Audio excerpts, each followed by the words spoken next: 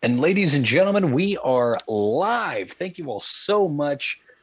We are so sorry about yesterday. For those that were joining us live, for those of you guys that are just listening on any of our podcast sharing websites, thank you all so much for joining us for our live audience. I'm sorry for the mix up, but that doesn't matter. We are here now. This That's is the right. Voice of Reason podcast. My name is Sean Phillips, and as always, I am joined alongside my co host, Mr. Andy Van Beber.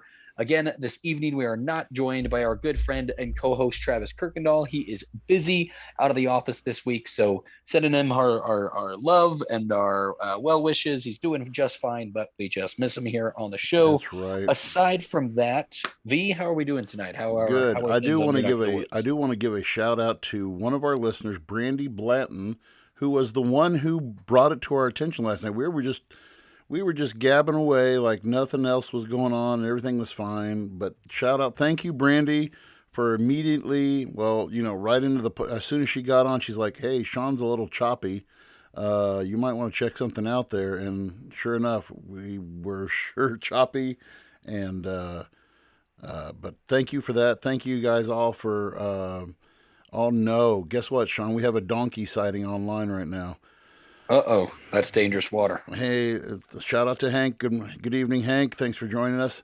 No, but yeah, everything's going great. Hopefully, we'll get a track meet in tomorrow. We've only had two track meets, and I'm basically we're down to six track meets now, and so Wow. yeah, it's been kind of a up and down. But we were talking about this last night. I do want to get into right off the bat. Tell us about what was going on. What's going on with you? What's going on in Los Angeles? Tell us all about it. Yes, so and there will be a formal-ish announcement coming pretty soon here from me. Just kind of ironing out some details, but I am excited to announce that Tony, Julian, and I will be relocating to Los Angeles, California in July or this summer is the time frame that we're working with right now. And so I'm happy to announce I've accepted a new job, a new position than what I currently do. I will not be recruiting for the Army National Guard out in California. I will still be a member of the National Guard. My plan right now is to transfer over to their National Guard, and then just jump right into their officer candidate program, just to advance my career that way. But yeah, well, within the military, but I have accepted a job out there that I'll get into here in a couple weeks, or maybe our next episode or the following episode.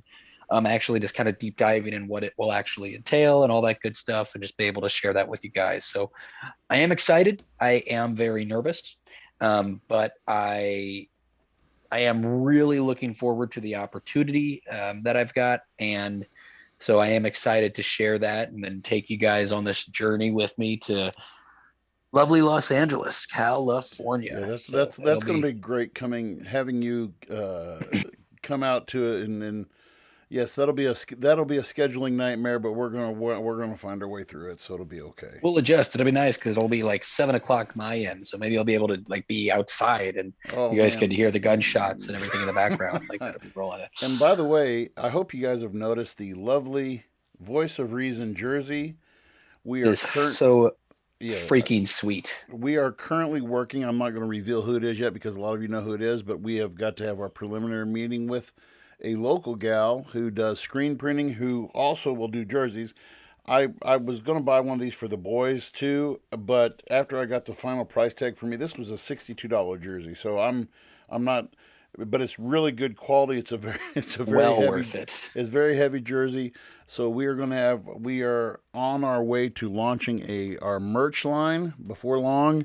Hopefully by mid to late summer, we will have our merch line ready, open, and ready to go, and we're excited about that as well. So Big time. again, I wore this to school on Friday, and everybody's like, "Oh man, we need. I want to get one of those. I want to get one of those." And I was just like, "Okay, how much is it?" I was like, "Well, this one costs 60." Oh no, but the lady who I'm talking to said she thinks she can get us this jersey at a reasonable price, so we'll see. That'd But be awesome. yep. But hey, what? Let's go ahead and talk about a few things. We're kind of open micing it tonight a little bit, but we do have a Yeah. couple of directions to go. My God, what in the world was Will Smith thinking? Yeah, that was quite the buzz, and it's kind of crazy because now it kind of seems like the tidal wave of the the first couple of days after everything had happened have kind of like subsided. Um, and now it's just like we haven't really had the chance to talk about it yet. But yeah, it was one of those things that everything has a ripple effect. I feel like Mm-hmm. anytime one thing happens, like a bunch of stuff comes unearthed, and Well, that was bound to kind of yeah, happen with this thing. before we get too deep in it, why don't we? For those who, I'm sure everybody's seen it, but I do have a clip of it here, real quick. So why don't we? I'll bring it up here. And so let's see here. Where is that at? Mm-mm. I don't know what happened. Why it's not playing. I'll play the. I'll play the. Go ahead and talk for a second, Sean, while I go ahead and when I bring this up. Yeah, well, the funny thing about this was I had actually just left California, and it was down the street from where the theater where they held the Academy Awards. What Like was I that? had It seen, wasn't the Chinese. What theater was it? I don't know. I do know that it was uh, we were in Hollywood. Literally, like it was I could see some of the stars on the street we were driving down, and then when you got to a certain point, it was blocked off. Like you couldn't get any further. Mm-hmm.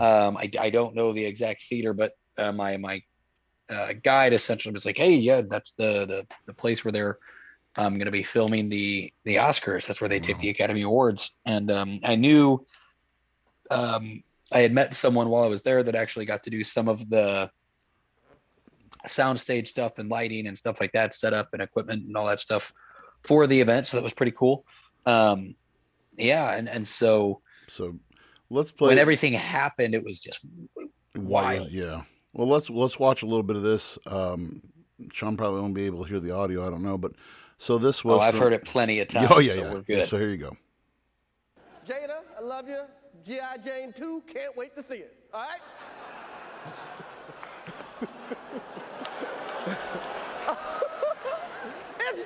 that was a nice one. Okay. I'm out here. Uh-oh, Richard. Oh, Bam! wow. Wow. Will Smith just smacked the shit out of me. Keep my wife's name out your fucking mouth. Wow, dude. Yes. It was a G.I. Jane jump. Keep my wife's name out your fucking mouth. I'm going to, okay? So there, I mean, that in and of itself was because I remember that night. So remember we had just got done doing that night because we were doing the show that night. See, that's why it was so crazy because like we had finished the show, and then I get online and I'm like, because I had seen a Facebook status. Someone was like, "Man, Will getting too into character or something like that." I'm like, "What's Right. going on?" And then I look at like Twitter and Instagram, and I'm like, "Oh, wow, nice, And nice." so just for and Sean, you know a little bit about the production side of television. So in the United States, don't they? So they do what is There's it a like? delay. The FCC has a delayed broadcast, and it used to be 3 seconds. I think, and I don't quote me on this. I think it's a little bit longer now. I know that it used to be 3 seconds, and I could be wrong. It could still be 3 seconds. But and again, I might be wrong when I say this, but I feel like they added a little bit more time after the Justin Timberlake, Janet after the Jackson Super Bowl, right, incident. right. And I could be wrong when I say that, but I feel like the FCC regulated it to where there was a little bit longer of a delay from live television. So a lot of times it's like these people are trying to scramble to like when you see that happen live, because if you look at a producer's room or a director's room and a live event, typically they like whoever the head director is or head producer is, you know, they might have 20 different screens in front of them where each different camera is working at a different angle. And oftentimes like everyone's mic'd up with a headset, and the director or someone else is like letting the camera people know like, hey, ready camera 2, ready camera 3, camera 4, like I need you at this angle, camera 5, I need you at this angle, ready camera 4. And then boom, like either the director or someone else is on a switchboard that's like hitting buttons for these different angles. So like in certain cases, like I can understand like if you have a shot right and you're like panned out, and then all of a sudden, like, because people forget there's human error, and 3 seconds is 1, 2, 3. So that's how fast it is. So they've got a guy who's so there's a guy whose job is just to sit there and just look at it this way. Have you've watched wrestling television, so you've seen like, or even in the NFL.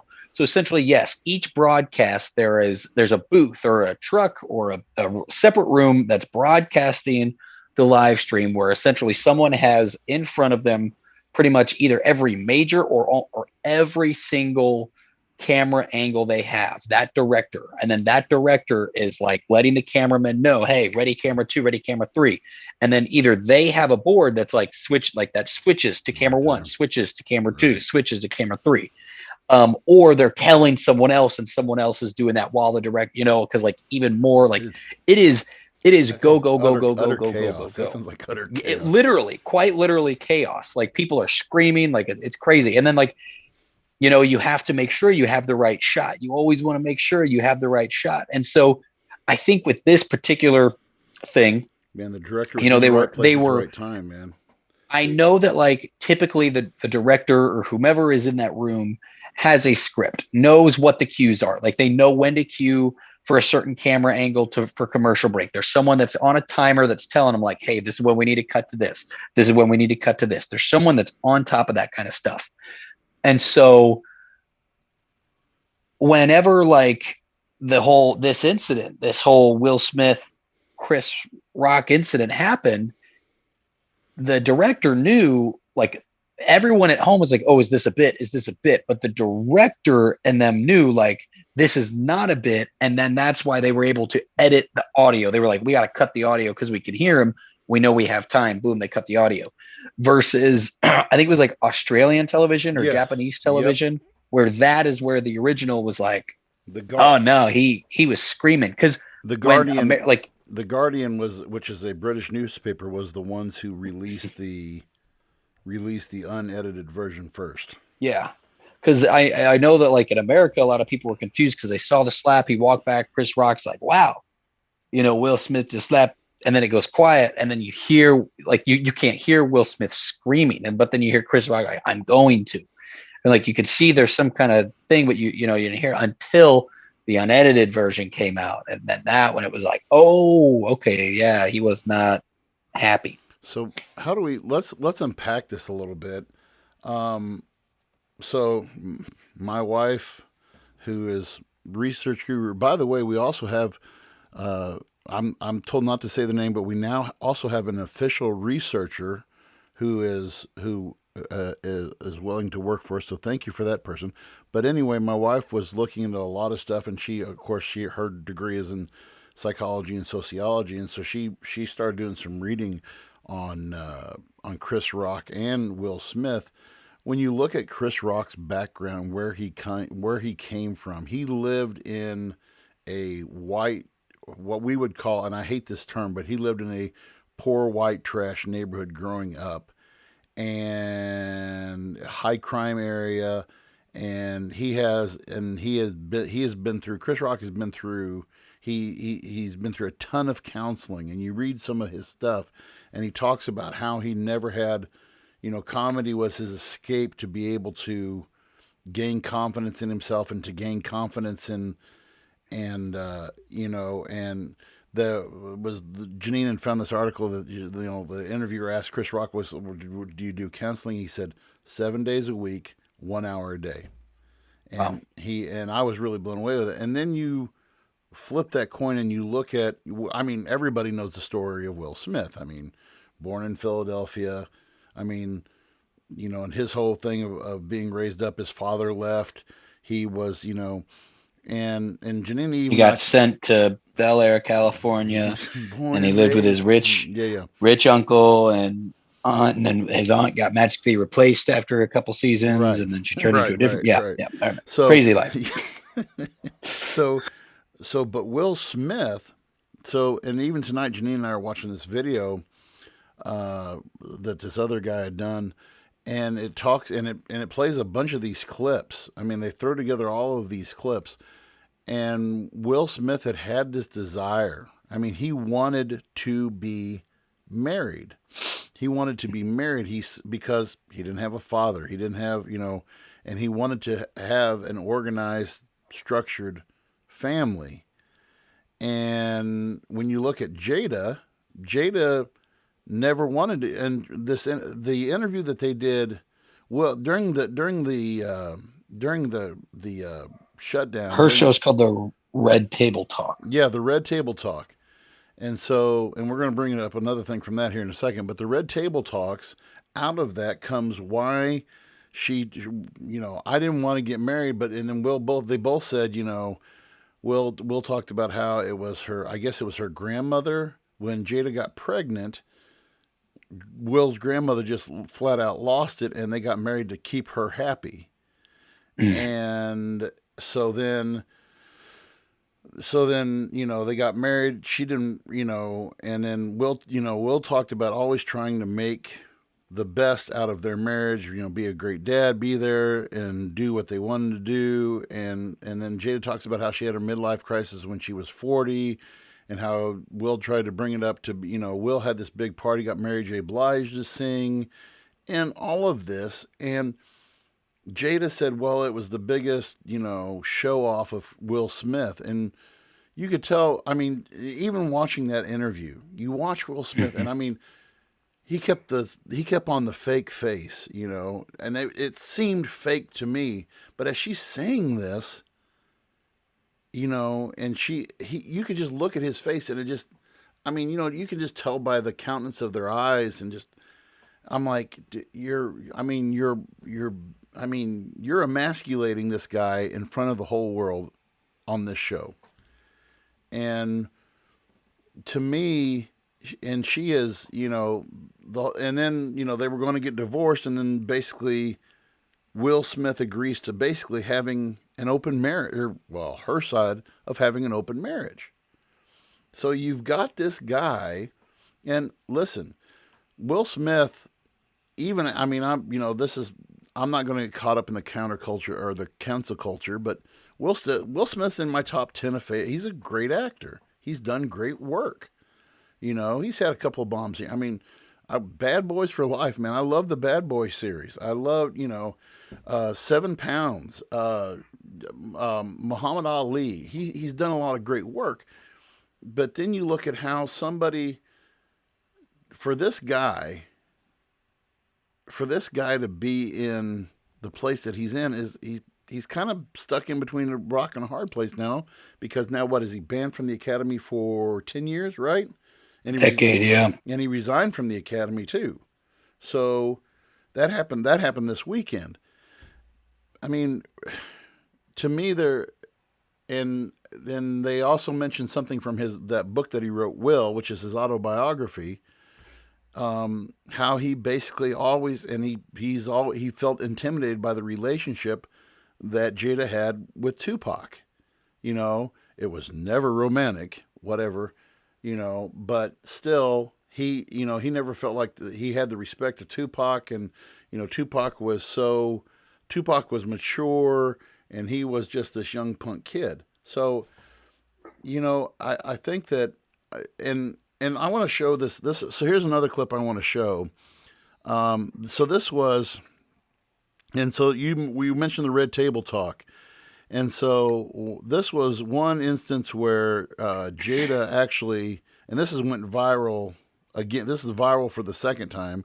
This went viral again with.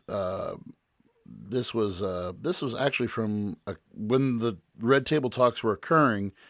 Mm-hmm. And she just up and started filming him in his house, and in their house. and Yeah. you could just, I mean, just the tense conversation and how it was just, and how she treated him. So let me play just a clip from this real quick, and we'll get her talk about this.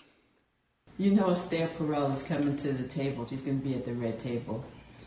Would you say she has been instrumental in you and I redefining our relationship?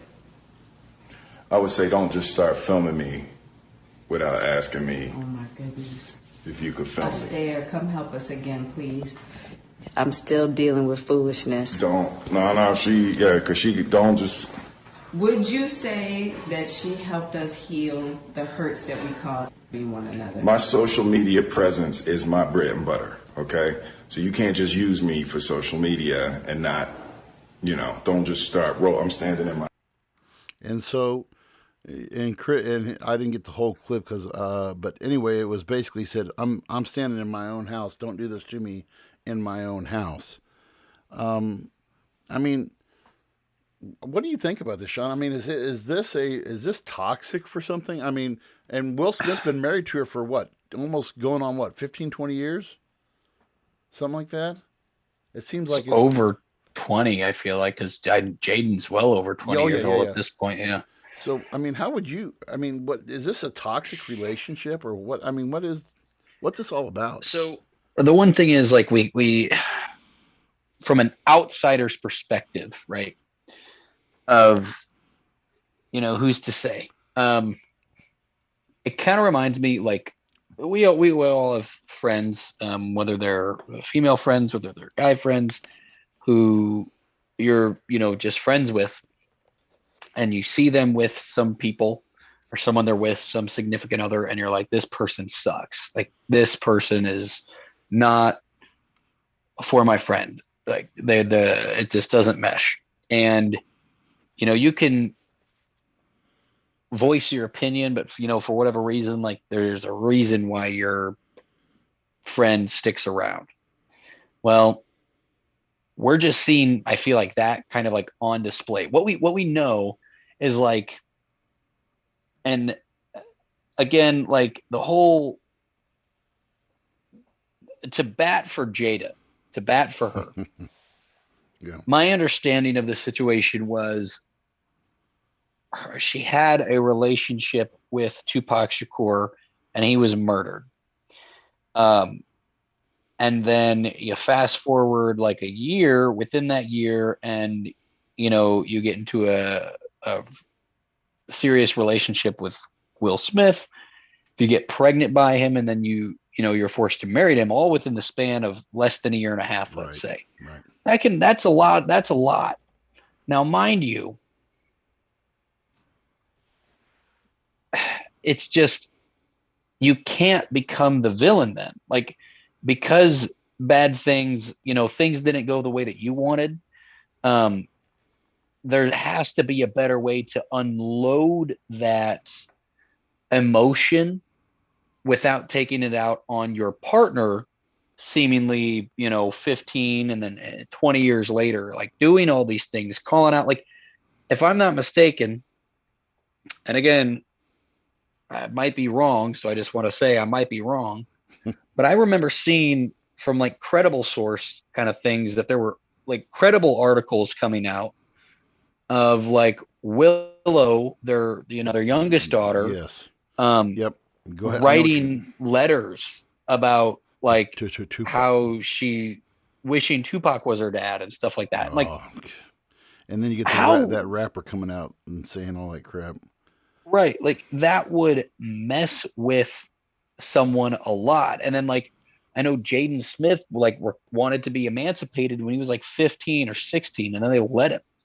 And then he was out, and then, like, and then was out in interviews talking about how Tyler, the Creator, a guy who's like 4 years older than him, maybe a couple years older than him, more than that, but, like, is a better father figure than Will ever was, like, in your life. Like, that kind of stuff would mess. But then while all that's happening, you have to be on Smiles. You have to be Will Smith, like, if you look, he's in the top 10 of, like, most followed TikTokers. Like, He's got a huge social media presence. It's not just movie Will. Like Will is an icon. So to be dealing with all that, and then the issue that he had, like, and again, from what it sounds like, from what we've seen from these Red Table Talk conversations, from what and my perspective looks like, is that this open relationship started with this entanglement. This entanglement was the term she used, of like, we're going to be able to see other people or we're going to not have a marriage. And you take Will, who has been in this traditional marriage mindset. By traditional marriage, I mean where there's monogamy, right? Yeah, right. Like that is what, that is my idea of a traditional marriage in this sense, is monogamy between two peoples. And then, so for her to, what it sounds like is to threaten that marriage of like, this is done unless we do things this way. And, it sounds like it went from him leaning into it, like, yeah, whatever, let's give this a try, to where very clearly, because here was my take, is you don't cry on a televised event, like, and have emotion like that about this entanglement.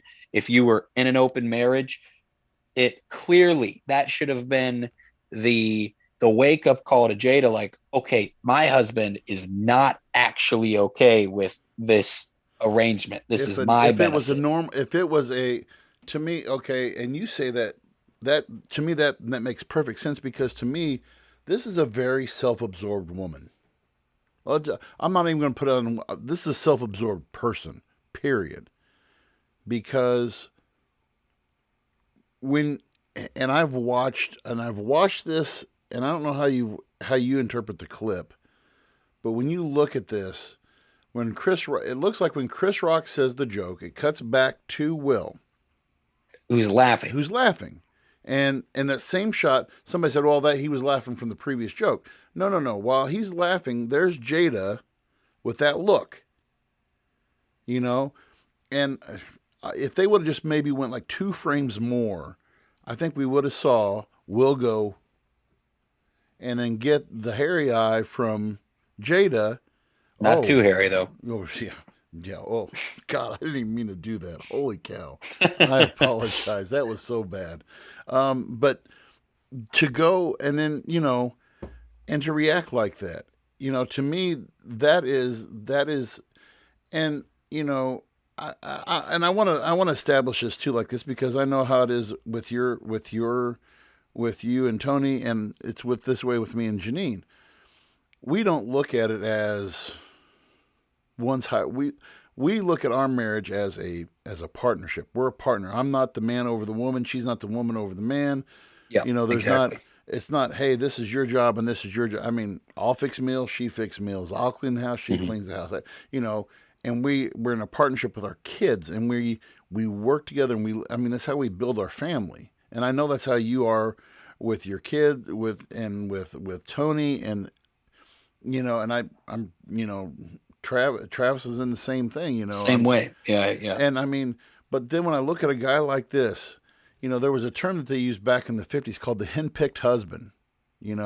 I think Will is beyond henpicked, and he loves living in the eye of the world, because I think it's almost like an escape for him from his own reality, that, oh my God, I am not only, and I'm not saying, well, he's whipped. I don't like that term either, but he's in a bad place. He's in a bad place. And now he's gone off, and Jada makes the comment on Monday, oh, well, I didn't want him to react violently. Bull crap. Don't give me that. Because afterwards they show her on the red carpet walking out saying, yeah, that's how we do. That's how we do. And I'm like, you wanted him, and to me that goes back to that. She's so self-absorbed about her own image. I have had, if people could watch the exchanges that you and I have had over the years in my classroom, how we joke back and forth. We always used to mom joke this and mom joke that, and then this, and some people will just be like, "Oh my God, I can't believe Sean." I mean, there would be times people in our classroom would say, "Oh my God, I can't believe Sean just said that to V," and I was laughing harder than you were half the time because Right. and because why? We were two guys who understood each other and could joke with each other and knew that, neither one of us wanted to have a relationship with each other's mom, but it was that just and it was that give and take. It was that roast. I mean, that's part of it, like almost like a brotherhood almost, is that you can give a roast to somebody, and I mean, here you have two black, actors who are in probably the apex of their career, and this happens. Now, what's going to happen to? I'm kind of, what I've read so far. There was like 2 or 3 projects in the works that have said, okay, well, we're not, we don't want to be associated with you right now.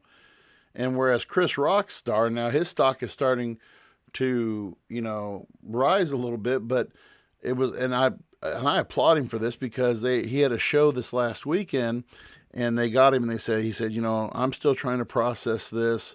Believe me, I don't want to use this as a right now until I get this processed. I'm going to work, and then we'll talk about it later on. I kind of feel bad for Chris Rock because now he's going to be the guy who had the crap slapped out of him by Will Smith on live television. So it is really, it's a terrible thing for it to happen. And, and Will Smith is also looked at as, was looked at as kind of an example for kids and people. And now you're just like, now you've got this, and it's like one of the weird things is like, I had seen, there was actually someone that blocked me on Facebook because their argument was Chris Rock was making fun of Jada Smith's alopecia. She's making fun of her alopecia, and that was not the case. Wasn't the case at all. Because and like this is what gets me. This is what gets me about like people's lack thereof. Like, and I even do it sometimes too, where if you follow a celebrity, or if you follow someone, or if you pay attention to their career or whatever it is, certain things that they make public or that you follow or whatever like that other people just don't know, and then for you to kind of break that news to them, sometimes it's like common knowledge. I had like people try to tell me like, you knew about Jada's alopecia. I'm like, no, I did not. I had zero clue because I know tons of women who sport a shaved head as a fashion, as like their choice of fashion. I know tons of them. African American women do that a lot. Yeah. And so like, I know tons of women that have done it. And I am sure that they didn't go back there when they were putting these jokes together. Like, Jada Smith has alopecia. She can't grow hair. Let's go out there and make a sick burn at her for not being able to grow hair. No, it was, hey, did you guys see Jada's got a buzz cut right now? She kind of looks like Demi Moore did in G.I. Jane. Oh my God, you're totally right. Oh my God, yes. How like that's okay, sweet. And then Chris Rock walks, hey, Jada, don't worry, I got you. When we gonna film G.I. Jane 2, don't worry, like I got you. Ha ha ha. Everyone laughs because they're like, oh yeah, Jada shaved her hair and she kind of looks like Demi Moore did and G.I. Jane 2. Will Smith kind of laughing, ha ha ha. Again, looks over. Fuck. Yep. And then the video that surfaced of Jada going, the only thing I can do is laugh about it, and it's just like you clearly couldn't. You're like, but what gets me was like people are like, oh well, all these people knew. It's like you would be very surprised. It is not like there are celebrities, there are actors, there are comedians, there are athletes that are just very normal people that don't get caught up in the rat race of what it is to be a celebrity. Mhm. I would say, and not all of them, but there are a lot of comedians who don't get caught up in the rat race of being a celebrity. If you look at a guy like Chris Rock, who has gone on to do movies and have very good success, but the reason, like, Chris Rock is a master at the craft of comedy. Yeah, he is. Usually, Yes. those that are masterful at their craft care about comedy. Chris Rock cares about comedy. Okay, there's like a huge difference. Like me, so I love Kevin Hart as an actor.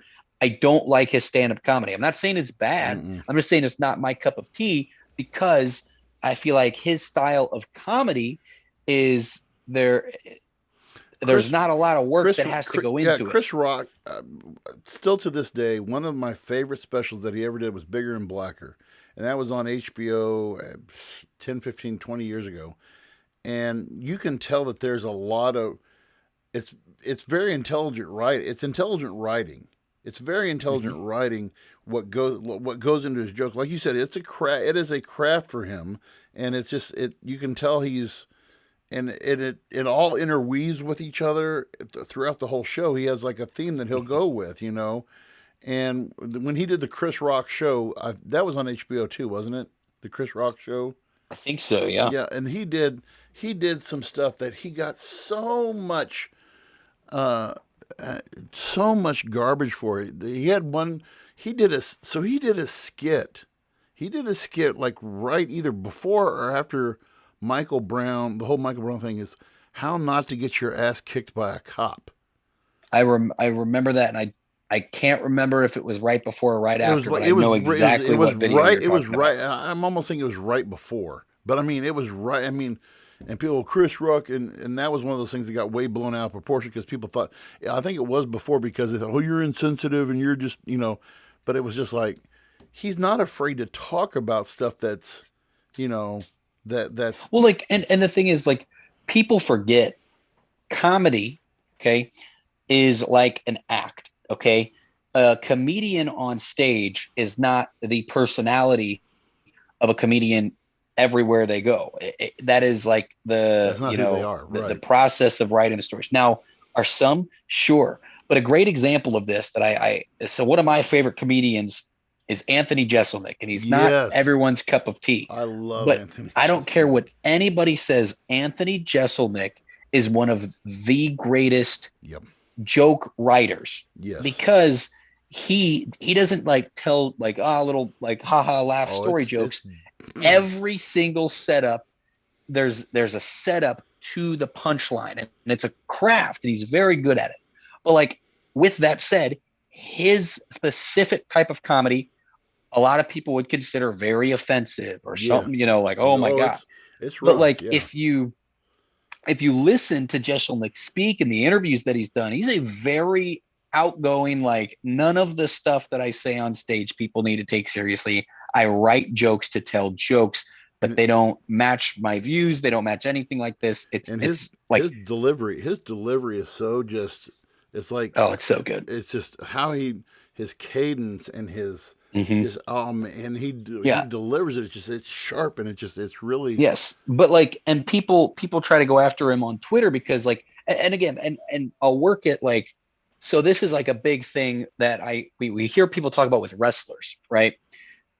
So with wrestlers, it's like, hey, you have your gimmick, right? You have your, you know, your character, like Mark Calloway was The Undertaker, right? And so when he was on Twitter, like, let's say The Undertaker had a Twitter account, he's not out there tweeting like Mark Calloway. He's tweeting like The Undertaker. Or somebody. And Mark Calloway, for him too. Exactly.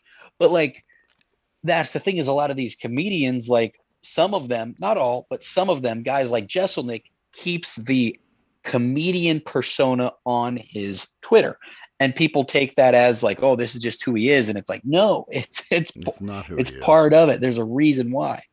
And so like,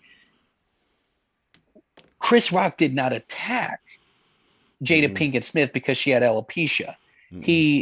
The writers came up with a quick joke because they noticed she had a shaved head. Because if you listen to the joke, like it's a quick haha, like there wasn't any craft to it. He's literally walking as he's saying it. He's walking out there because he's getting ready to go do the speech and stuff. So he's like, I've got 10 seconds to crack this little bit. Like, hey, because if it would have been a crafted joke, one that they're like, oh, let's put some sauce behind it and some reasoning. No, he was like, hey, Jada, I got you a part. I hear G.I. Jane 2's coming out, man. I got you. I got a spot for you. And so it's just like all these people like putting, oh, he knew. It's like, why would Chris Rock care? Why would Chris Rock care? And I legitimately think Chris Rock is also the kind of individual, and maybe I'm wrong, but I feel like if he would have known, like even if he knew she had alopecia, if he would have known that she was genuinely disheartened by it, that it was really something that affected her, if he knew it, that it was that extent, I don't think he goes out there and tells that silly little joke. But then the people that were acting like alopecia is this life-altering disease is just Yeah. like literally people trying to compare it to things like cancer. It's like, not. Come on. It's not. Like damn near every male on the face of planet Earth is dealing with male pattern baldness. I am dealing with male pattern baldness. All right. You think that I'm going to like go slap a comedian because they're like, Sean, your hairline's looking worse than the beaches whenever all the water resides in the middle of the thing. I think I still had you in school and I still had hair, I believe. I had very thin hair, I think, when you had like the Ryan Robbins look probably going on still. Yeah. Hey, so one other thing I want to bring into too was the other thing that kind of happened over this weekend, kind of has flown under the radar a little bit. And I'll pop this graph up on the screen here real quick. This was a study done by YouGov in partnership with the Economist magazine. It's which media organizations are trusted more by Democrats and by Republicans. And on this we have the Weather Channel, PBS, BBC, CBS, ABC, NBC, Wall Street Journal, CNN, New York Times, a bunch of other, and then down you have the right and you have the left.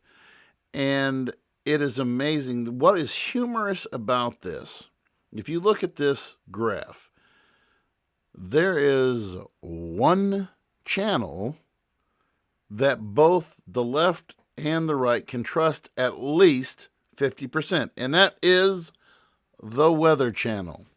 The Weather Channel. God love the Weather Channel.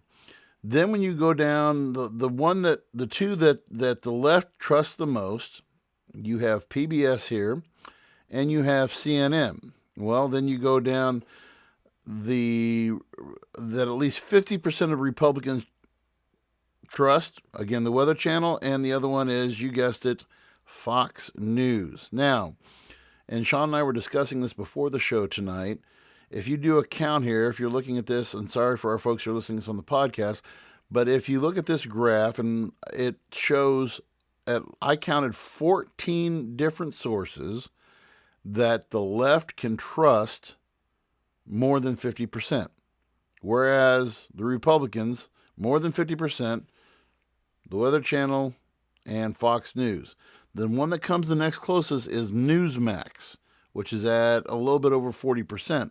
When you look at these figures, and I promoted this yesterday. I talked about this yesterday, kind of pumping up the show, to talk about how I called it, everybody has a job performance review, and how the voice of reason, we are about truly being, showing as much of both sides as we can and introducing people to new. And Sean and I had a common friend. Sean had a classmate who we have invited on the show hundreds, if not many hundreds of times to come on. And one time he commented to us, well, I don't think I could call it the voice of reason for a couple of Midwestern boys and blah, blah, blah. I was like, okay. So our thing is, it's kind of laughable to see why the state of America is in the state that it is in right now, because of where our trust lies and how people cannot handle certain sources. Like, I've told people, and I've told Sean, and I think, well, Travis does more than a lot of, I think, I don't know if he still does or not, but the BBC, and AP both, and PBS does this too. They read the news. They read the news. There's no,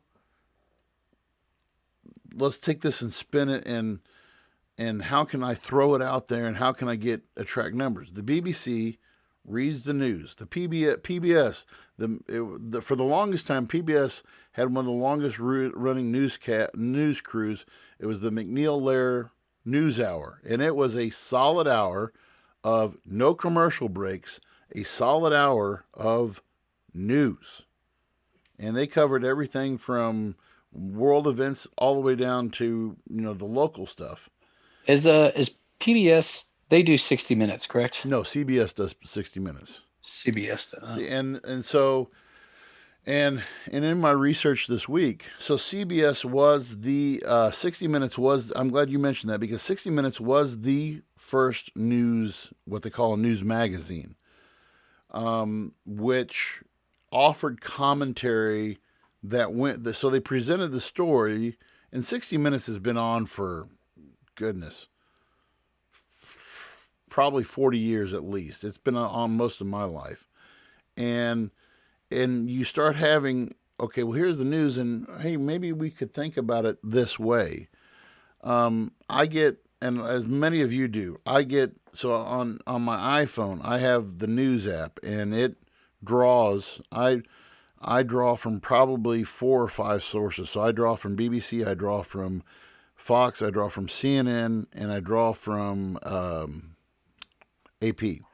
And so you get these little blurbs that pop up, and it's in my opinion, it is strictly clickbait, because it comes up with some of the most outrageous headlines just to get you to. It's not about reporting the news. Now, when I can tell you the difference between a BBC headline and a Fox headline and a CNN headline, because, and again, this was something that my wife and I were talking about. It was this whole video that showed CNN, and they used a lot of the same language. When it was the who did the report on the collusion? It was former FBI director. I can't think of his name right now. But he did this report, and there were going to be these smoking guns, and there was going to be, and every time it was this, we're going to have an impeached president. We're going to have a convicted president. And they did this theater for 2 years. And when James Mueller, Robert Mueller, when he releases this report, no collusion, and it's totally flat, The news to me is a mockery anymore, and I can honestly say I have not watched a full news broadcast. I used to listen to the news in the morning on my way to school. I used to catch 97.1 out of St. Louis. That was the strongest radio station I could catch when you drive through Louisiana. And they did a 7 o'clock, and it was Fox News, and I listened to it. And about after this year, after start of the year, I just forget it. So I pretty much, I'm like you guys. I read a lot. I get stuff that I don't catch. You guys, we do in our group chat. I mean, what are your thoughts on this thing, Sean?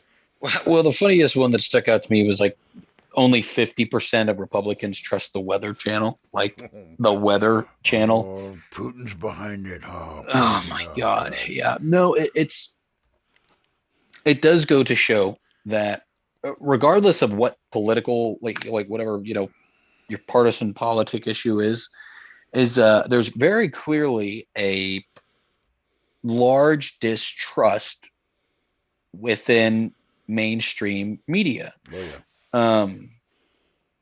And again, it goes because it's clickbaity. They they understand where the world is at today with like, with how the world is shifting and how people absorb knowledge. They absorb it in small chunks, and they don't necessarily need to give you all the facts. They just need to give you the stuff that you're going to click on their page and give them website traffic for. And so I remember before the 2016 election, a couple of years beforehand, I had actually liked watching CNN. It was compared to Fox, I just liked how it was laid out better. I liked the people that they had on. But then as we like shuffled towards like that election, it became unwatchable because it was just people. And I'm sure that, if I would have watched more Fox, I would have seen the same thing on Fox, but it was just so many people complaining and you wouldn't learn anything. And it was just, and I would say the one that was the worst for me was MSNBC. MSNBC, oh my God. When I was deployed, there was one of our DFACs. She was on TV all the time complaining about something. And it's the same thing. It's like when I see Tucker Carlson on TV, he is always complaining about something. He's a clown. He's such a clown. And it's just like, I would just absolutely love for there to be a news media outlet that is, not buried. Excuse me. Sorry to our listeners for my yawn.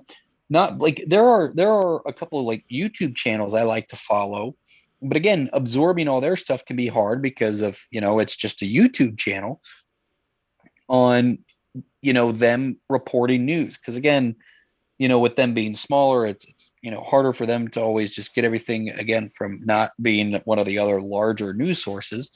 So it's gotten to the point where it's very clear now that there is more of an agenda. But again, I agree with you. I am a big fan of BBC. I'm a big fan of the AP. I like the Wall Street Journal. And so, there's other ones like I will never read. I will never read the New York Post. It'll never happen. No, that's like absolute. That's in like garbage fire strip. National Enquirer-esque. I always view any CNN article, any Fox News article with skepticism because I like it's funny because you could take an identical story, right? I'm not even joking. You could take a Fox article and a CNN article, word for word, the exact same. Okay.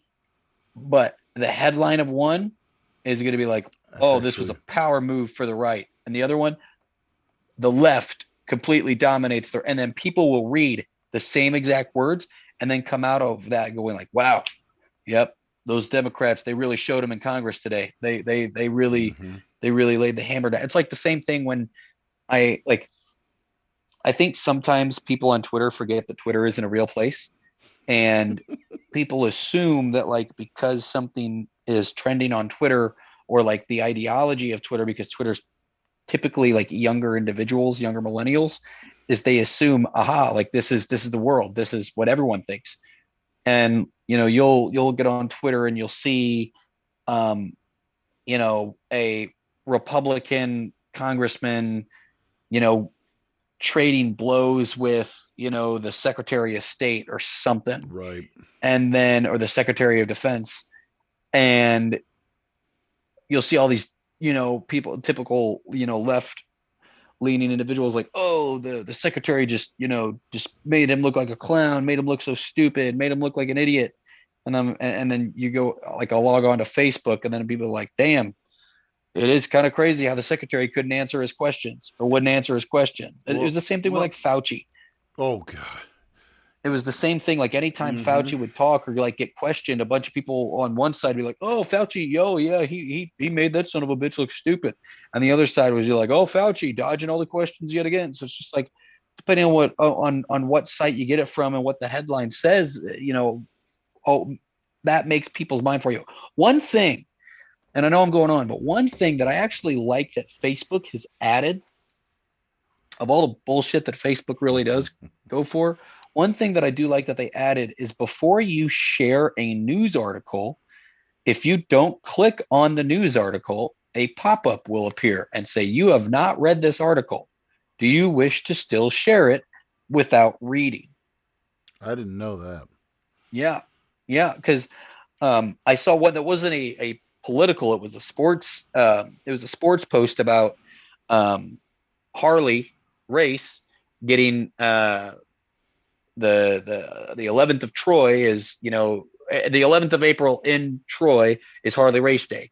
And so I went to share that article because I had read it on Safari because I had it texted to me. So I read it on Safari and then I saw it on Facebook. So I went to share it and said, hey, you have not read this article. Are you sure this is something you want to do? And then I tested it on another article and it pops up. If you don't read an article and you go to share it, it'll pop up. Yeah. Yeah. It's kind of neat. When you look at, okay, so let me just do a quick, and you'll be able, so I have CNN and I have Fox here pulled up on my phone. And we'll just play a quick game of Fox or CNN. Okay, both headlines are both talking obviously about the New York City subway shooting today, which was terrible. So I scroll on down the line here. All right, Rudy Giuliani unlocks phones for prosecutors in Ukraine-related lobbying probe. Who is that? That's Fox. No, actually, that is CNN. That's CNN. Really? Wow. Yeah. Wow. Okay. I'm 0 for 1. Yeah. Hit me again. Oh, man. I just saw this, too. Holy crap. Gilbert Gottfried died? Yeah, he died. Yeah. Wow. Yeah, Gilbert Gottfried died. All right. Here. So this, Biden admits prices of everything going up, points finger for surging inflation. That's Fox. That's Fox.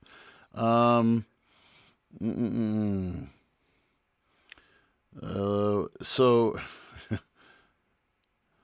Brooklyn shooting, AOC, other New York Democrats slam 2019 proposal to put more MTA cops in NYC subways. That one might be. That's CNN. Oh, that's Fox too. Man, you're this one. Come on, Democrat reportedly hasn't been to DC in months and working another job. Oh, that's Fox. Yeah. That's easy. Yeah. So that's an easy one. Let me give you one more here, just from CNN, just to for the tiebreaker. For the tiebreaker here. President calls atrocities in Ukraine a genocide for the first time. So that's CNN. When you bring the two together, you're just like, okay, and the one that I was going to read this one. So this one I was going to read the one that popped up on my phone. While we're talking here, Biden's sister has a shocking new way to describe the Democratic Party. No, that's Fox. That's Fox. Yeah. So again, you're like, okay, oh my gosh, Biden's losing credibility with his sister. Oh my God, and to me, it's more gotcha. We've heard this term before, gotcha journalism. It's gotcha journalism. Mm-hmm. Aha, we got him. We're winning. We're doing it. To me, that's not journalism anymore. And as we enter this divide, and as we've talked about this with, as we started this podcast, over a year ago now, and we're strong into this new season, episode 6 tonight, and so. The whole thing has been the goal, and we hope that we are doing this. And again, we ask for your help and asking, what's some more things that we can, this is just, like you said, I'm not saying we shoot from, we had a little bit of planning into this, but as Sean mentioned this a lot, every week, he almost every week he says, hey, message us, talk to us about stuff that you want us to do. We have the group poll on our Facebook page on, this is the kind of things that people want to talk about because obviously, and we've looked at our demographic through, we do a lot of our streaming. We actually do our streaming through an app that's made by Spotify, and Spotify gives us a lot of great stats. I mean, mm-hmm. Sean actually said, hey, why aren't we distributing fully through Spotify? And we switched over to that earlier this year, and Spotify, I mean, every month they'll send me a report okay, here's your demographic of who you're reaching. Here's where your people are coming from. And so we have our key demographic is 18 to 36-year-olds. We have some female presence. We have obviously more of a male audience, and so I mean, and we wanted to reach out, and we got. I'll tell you this much, and I shared this with Sean. We've gotten a lot of great comments about our transgender series that we did. That was something, and I'll be honest with you folks, it was something that I struggled with because, from my Christian background and my upraising, oh my gosh, these, it was hard for me to do, but at the same time, I had to come to realize, you know what, we have to present this from both sides. We present it from both sides, and it really caused me, and by the way, my pastor is fantastic. Pastor Bob is Bob Cowman, and he preached a message a few Sundays before I thought about going into this about, part of the failure of the church is that we are judging and judging and judging and judging and judging, and people are getting turned off. And I thought, what better way for me to test these waters than to reach out to someone? And again, I'm not patting myself on the back here, but I'm to reach out to someone who is transgender. And this was actually something in our planning session. Sean talked about, week 2 or week 3. You said, hey, I've got a transgender friend who can come on. And at the time, and I'll admit this right here, right now, I was like, oh, God, Sean, come on. And then as we developed the show and it's become what it has become now, we got 500 followers. Thank you on Facebook.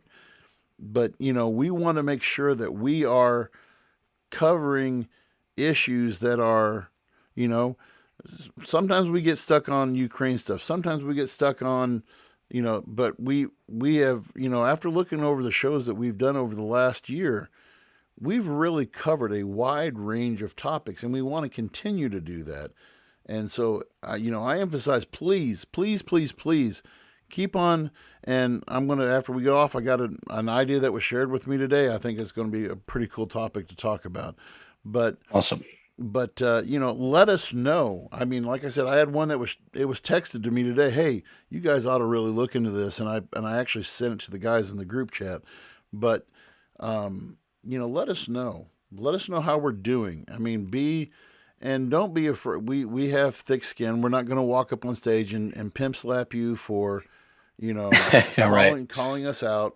But, we have thick skin, especially me, and we can take it. So, but thank you. Transparency is a huge thing. And again, we say it each week, and I'll say it again, like wherever you guys are listening to us, whether it's Spotify, Apple Podcasts, the list goes on, YouTube, Facebook Live, Twitch, on Amazon, wherever it is, like we are everywhere, Pandora, iHeartRadio, we're all over now. And so again, we love any kind of feedback, whether it's the comments when we go live, whether it's the direct messages that we get, whether it's like, sometimes my mind gets blown when I have friends that I did not know listen to the show will message me like, hey, I really like this episode. I'm like, I had no idea. And then I had another friend tell me like, I've got two more episodes and I'm all caught up. And I'm like, you've listened to 50 some odd episodes. Like we're at 58 episodes and you've listened to them. Like that kind of stuff is so cool. And they let us know like, hey, it's better when you guys do this stuff versus this stuff. And again, like we're totally learning. There's a lot of podcasts that I listen to that have well over like 2,000 episodes. And like I've gone back and listened to some of their early stuff and I'm like, yep, this will be us. Like this is where we're going to be. Yep. We can't do that without you guys. Right. And so, seriously, we do appreciate it. And for everybody, yes, Matt Edelman will be on again. Please stop asking me. Yes, and I'm not even making this up. Everybody is asking me about Matt Edelman. He will be. I messaged him. I was like, how much longer are you going to be till you get this remodel done? He's like, I'll be back soon. I'm like, my kids at school, when are you going to have that funny guy on that's the hospital guy? They don't even know. They can't even say chaplain. They say the hospital guy. I'm like, when his wife lets him out of the cage, he will be back. So, but again, thank you all, everyone. Seriously, and I know Travis would say it as well. Like, thank you guys so much This is fun. There's a reason why we continue to do it, and we love doing it, and it's only going to grow from here. Again, be a friend, tell a friend about us, and it'll only get better from here. We love all feedback. There's no such thing as like real negative feedback. Like we take all of it in stride and can only learn from it. It can only get better if you tell us. And so, yes, thank you to our listeners. Thank you to our followers. Thank you to our fans. And thank you to everyone who continues to share us. And again, I can't wait to be back next week with you guys. So excited. All right. We'll see you guys. Have a great week. Yep.